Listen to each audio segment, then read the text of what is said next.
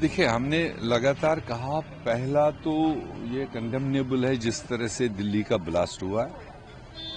दूसरा कंसर्न ये है कि पहले इस उग्रवाद या मिलिटेंसी के रास्ते में कम पढ़े लिखे, कम समझदार लोग ज्यादातर इन्वॉल्व होते थे।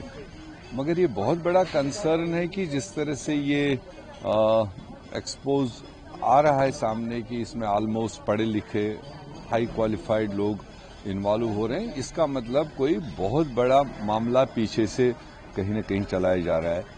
और देखा जाए तो ये कहीं न कहीं सिक्योरिटी लैप्सेस भी है। अगर इतने दिनों से, ये एक दिन का तो खेल है ही नहीं, बहुत दिनों से ये तैयारी हुई होगी, ये नेटवर्क तैयार हुआ हो, तो कहाँ थी हमारी एजेंसी सोई हुई।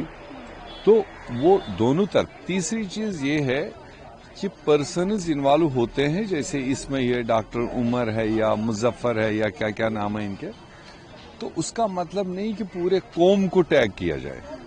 कौम तो बहुत बड़ा है, ये सबका कंसर्न है।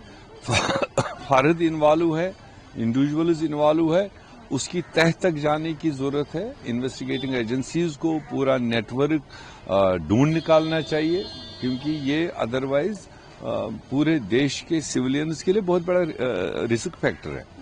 तो ये एजेंसीज को देख लेना चाहिए। मगर इतना दिल्ली लाल किले के सामने हो, जो हाई सिक्योरिटी एरिया माना जाता है, तो वहां पर इस तरह का ये ब्लास्ट हो, ये भी एक मैटर ऑफ कंसर्न है। सर, हुसैन दलवाई जिस तरीके से इस चीज को जस्टिफाई कर रहे हैं, वो कह रहे हैं कि अगर एक कौम को इतना दबाया जाएगा तो कहीं ना कहीं आक्रोश तो देखने को ही मिलेगा। उस पर आप क्या कहना चाहेंगे सर? मैंने अपनी बात रख ली, बाकी लोगों ने किसने क्या कहा वो उनसे पूछे। लेकिन क्या आपको लगता है कि गलत है इस तरीके की? मैंने बोल दिया, कुछ फर्दों की गलत रास्ते पर इन्वॉल्वमेंट की वजह से सारे कौम पर शक की निगाह नहीं जानी चाहिए। जो इसी कौम में और अच्छे बड़े लोग हैं, अच्छे ओहदों पर नेशनल सर्विस दे रहे हैं, देश की सर्विस दे रहे हैं, उनको भी इसकी शक की निगाह में नहीं लेना चाहिए। इन्वेस्टिगेशन के आधार पर जो पाया जाएगा उसको कानूनी तौर पर सजा हो।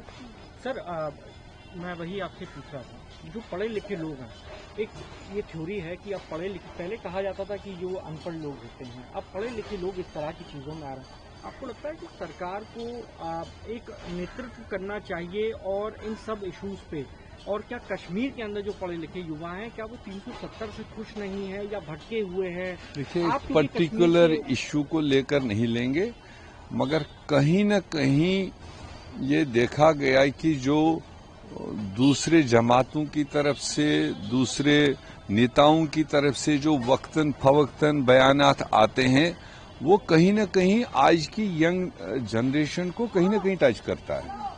वो जिम्मेदार पोस्टों पर रहकर अगर कोई ये कह देगा कि अब तो 5 अगस्त के बाद में जाओ कश्मीर की लड़कियों को लूट लो, वो आपका माल है, तो क्या ये कॉन्स्टिट्यूशनल लैंग्वेज है? कहीं न कहीं उस तरह की जनरेशन को टच करता है। ये एक एंगल हो सकता है, बट कहां से ये फीडेड हो रहे हैं वो नेशनल कंसर्न है।